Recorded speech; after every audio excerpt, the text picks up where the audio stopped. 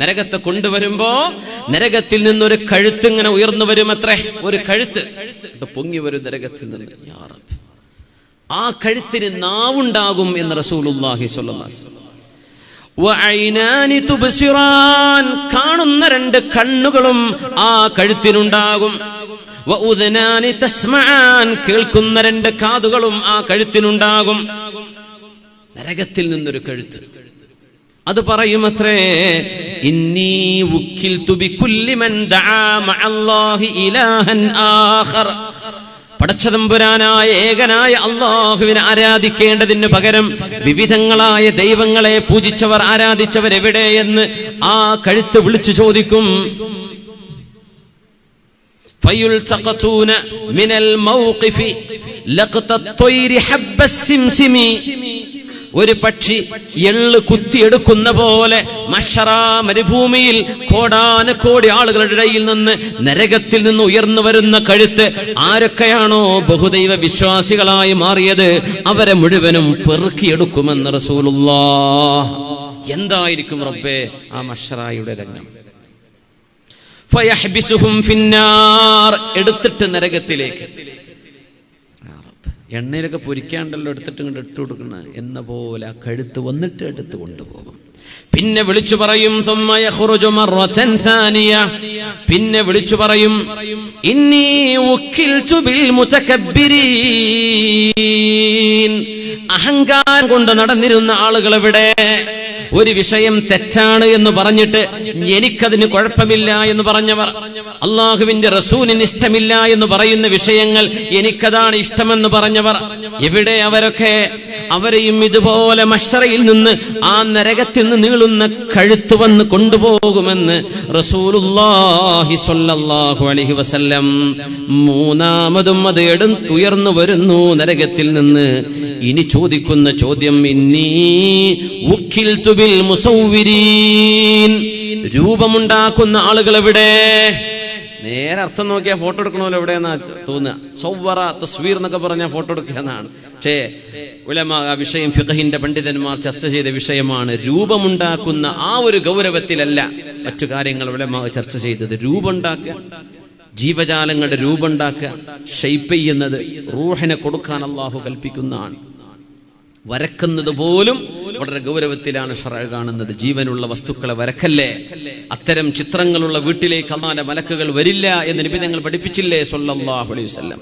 Photo എടുക്കുന്നത്, picture എടുക്കുന്നത്, selfie എടുക്കുന്നത്, ഗ്രൂപ്പ് ഫോട്ടോ, എന്താ ചെയ്യുക? ആളുകൾ പറയുമ്പോൾ ചിലപ്പോൾ നിന്നൊടുക്കേണ്ടി വരും. പക്ഷേ അത് അല്ലാഹുവിന് ഇഷ്ടമല്ല. അല്ലാഹുക്ക് ഇഷ്ടമില്ലാത്തത് നമുക്കും ഇഷ്ടമല്ല. അത് ജനങ്ങൾ മനസ്സിലാക്കുക. നമ്മളൊക്കെ അനാവശ്യമായ ഒരുപാട് ആവശ്യങ്ങൾക്ക്, ദറൂറത്തിന് അള്ളാഹു അനുവദിച്ച വിഷയങ്ങൾ നമ്മൾ അനാവശ്യമായിട്ട് അങ്ങനെ ഫോട്ടോ എടുത്ത് കൂട്ടുകയാണ്.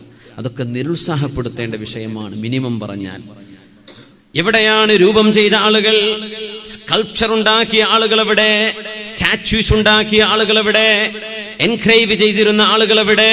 അല്ലാഹു വിളിച്ചു പറയും, നരകം വിളിച്ചു പറയും, അവരെ മശ്റയിൽ നിന്ന് പ്രത്യേകമായി ഉയർന്നു വരുന്ന കഴുത്തവരെ എടുത്തുകൊണ്ടുപോകുമെന്ന് റസൂലുള്ളാഹ് സ്വല്ലല്ലാഹു അലൈഹി വസല്ലം. പരലോകത്ത് അല്ലാഹു ചോദിക്കുന്ന ചോദ്യം, യബ്ന ആദം, ആദമിന്റെ മക്കളെ, അലം മുക്രിമിക വ ഉസവ്വിദുക, നിനക്ക് ഞാൻ നേതൃത്വം നൽകിയില്ലേ? അല്ലാഹു ചോദിക്കും, നിനക്ക് ഞാൻ ആദരവ് നൽകിയില്ലേ? വ ഉസഖിറു ലകൽ ഖൈല വൽ ഇബില, നിനക്ക് നടക്കാൻ വാഹനം ഞാൻ തന്നില്ലേ? നിനക്ക് സഞ്ചരിക്കാൻ വാഹനം ഞാൻ തന്നില്ലേ? വ അജ്അൽക തർഅസു വ തർബഉ, നിനക്ക് അധികാരം ഉപയോഗിക്കാനും ഉത്തരവിറക്കാനും ഒക്കെ അവസരം ഞാൻ തന്നില്ലേ? ബലാ, അതെ യാ റബ്ബ്. എന്നിട്ടോ അധികാരികളോട്, അല്ലാഹു സമ്പൽ സമൃദ്ധി നൽകിയ ആളുകളോട് അല്ലാഹുവിന്റെ ചോദ്യമാണ്, അകുൻത തദുന്നു അന്നക മുലാഖിയ, എന്നെ കണ്ടുമുട്ടുമെന്ന് നിനക്ക് ബോധമുണ്ടായിരുന്നോ?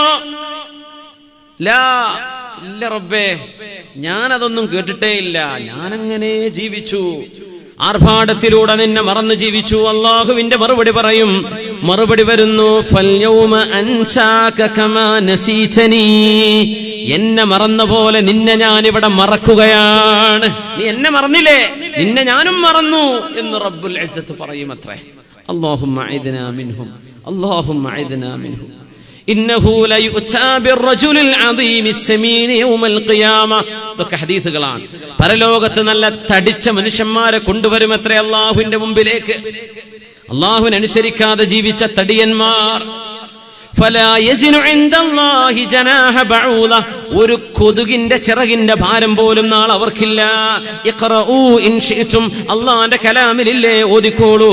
ഫലാ നുഖീമു ലഹും യൗമൽ ഖിയാമത്തി വസ്നാ. നാളെ പരലോകത്ത് ഇവർക്ക് ഒരു തൂക്കുണ്ടാവില്ല. ഇവിടെ വലിയ അഹങ്കാരികളായി നടന്നവരാണ്. പരലോകത്ത് തൂക്കമില്ല. മൻ സമ്മഅ സമ്മഅ അല്ലാഹു ബി വമൻ റാആ റാ അല്ലാഹു ബി.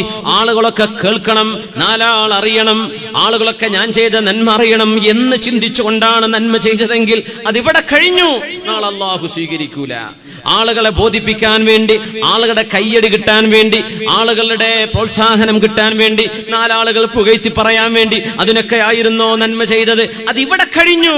നാളെ പരലോകത്ത് അല്ലാഹു ഫയലിൽ പോലും സ്വീകരിക്കില്ല എന്ന് റസൂലുള്ളാഹി സ്വല്ലല്ലാഹു അലൈഹി വസല്ലം നമ്മുടെ സയ്യിദായ ഉമർ ഇബ്നുൽ ഖത്താബ് റളിയല്ലാഹു അൻഹു കഅബ് തങ്ങളോട് പറയുന്ന ഒരു ചരിത്രമുണ്ട്. കഅബേ കഅബ് ഇബ്നു മാലിക് തങ്ങളോട്, യാ കഅബേ, ഈ ഹൃദയങ്ങളെല്ലാം മോശമായി പോയി കഅബേ.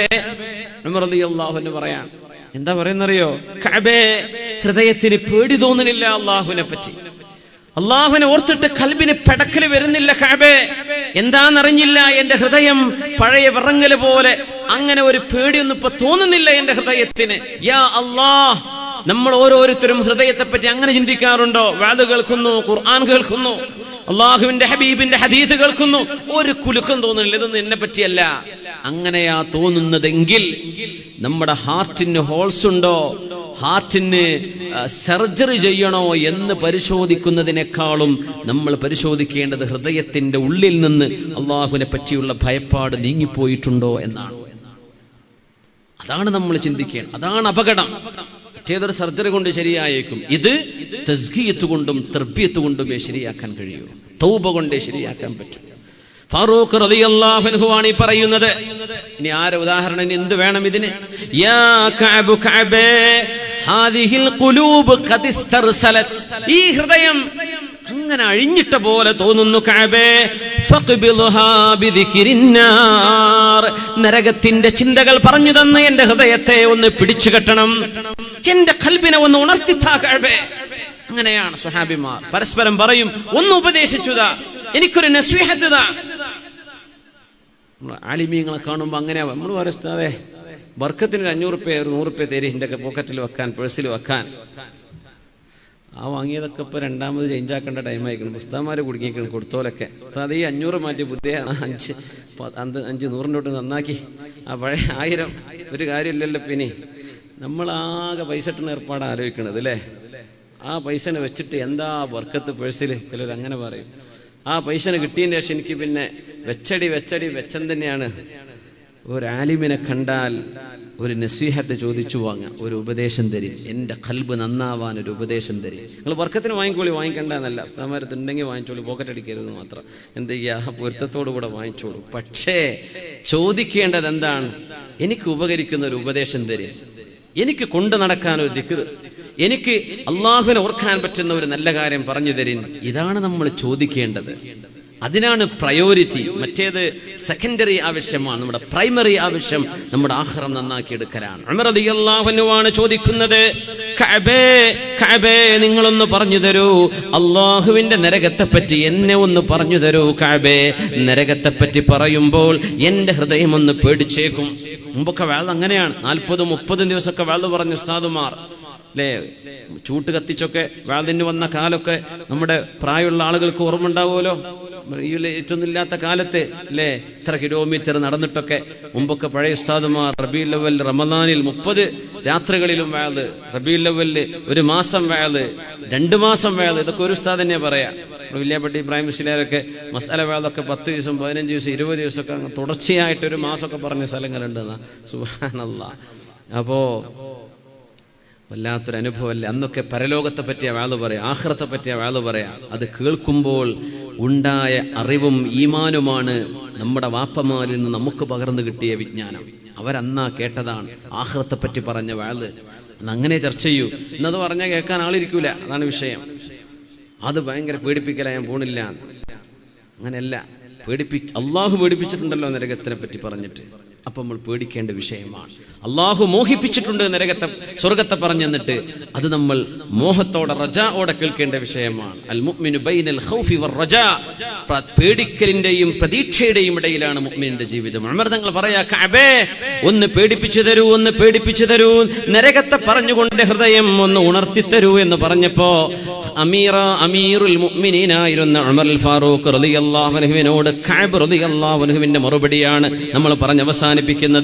യാ അമീറുൽ മുഅ്മിനീൻ, ഇത് എന്നോടും നിങ്ങളോടുമായി ഉമർ തങ്ങളോട് കഅബ് തങ്ങൾ പറഞ്ഞു കൊടുത്ത ഉപദേശം കൈമാറുകയാണ്. ഇത് ഞാൻ എൻ്റെ നഫ്സിനോട് ആദ്യം പറയുന്നു, പിന്നെ നിങ്ങളോട് പറയുന്നു. അല്ലാഹു നമുക്കത് ഉൾക്കൊള്ളാൻ തൗഫീഖ് തരട്ടെ.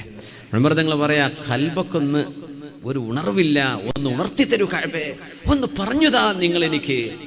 തന്റെ കൂട്ടുകാരൻ തന്നെക്കാളും സ്ഥാനത്തിൽ താഴെയാണ് അള്ളാഹുവിന്റെ അടുത്ത്. കാരണം ഉമർ തങ്ങളാണ് കഅബ് തങ്ങളെക്കാളും മീതെ. ഹബീബായ തങ്ങളുടെ വാക്കിലൂടെ തന്നെ ഉമറും ഫിൽ ജന്ന, ആ ഭാഗ്യം കിട്ടിയ മഹാനാ ചോദിക്കുന്നത്, പറഞ്ഞു തരും കഅബേ. യാ അമീറുൽ മുഅ്മിനീൻ, മുഅ്മിനീങ്ങളുടെ നേതാവായവരെ, യുഅ്താ ബി ജഹന്നം, നാളെ അല്ലാഹുവിന്റെ മുമ്പിൽ നരകം കൊണ്ടുവരപ്പെടുന്ന ദിവസം എന്ന് ഓർത്തു നോക്കൂ.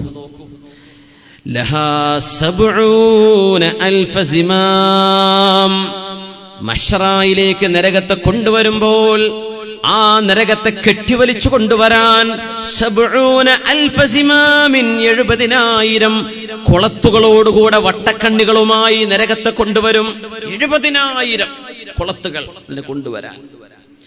മഅ കുല്ലി സിമാമിൻ 70,000 മലക്കിൻ യജുറൂനഹാ, ഓരോ പിടുത്തവും ഓരോ പിടിക്കയും പിടിക്കാൻ 70,000 മലക്കുകൾ വരുമെന്ന്. ഓരോ കൈപിടിക്കാനും 70,000. അങ്ങനെ 70,000 കുളത്തുകളുമായി നരകത്തെ കൊണ്ടുവരും ഉമറേ അമീറുൽ മുഅ്മിനീൻ. അത് ഹദീസിന്റെ ഭാഗമാണ്. ഫഇദാ സഫറത് സഫറ, നരകത്തിൽ നിന്നൊരു ശബ്ദം ഇങ്ങനെ വരാറുണ്ട്, ഒരു ചീറ്റലിന്റെ ശബ്ദം. നരകം വരിക, ഒരു ട്രെയിനിന്റെ എഞ്ചിൻ അടുത്തുകൂടെ കടന്നു പോകുമ്പോൾ നമ്മൾ ഞെട്ടില്ലേ, പേടി. അതിന്റെ ഒരു എയർ പോകുന്ന നേരത്തോ അല്ലാത്തപ്പോഴോ ഒരു പേടി. സഫറ, പെട്ടെന്നൊരു ചീറ്റൽ. ഫമാ മിൻ ജംഅത്തിൻ ഫിൽ ഉയൂനി ഇല്ലാ വഖദ് ജഫത്, കണ്ണുകളായ കണ്ണുകളിൽ നിന്ന് മുഴുവനും കണ്ണുനീർ വറ്റിപ്പോകും ഉമറേ. ആദ്യത്തെ ചീറ്റല് കേൾക്കുമ്പോൾ തന്നെ കരയാൻ കണ്ണുനീരില്ലാതെ കണ്ണുനീർ വറ്റിപ്പോകും.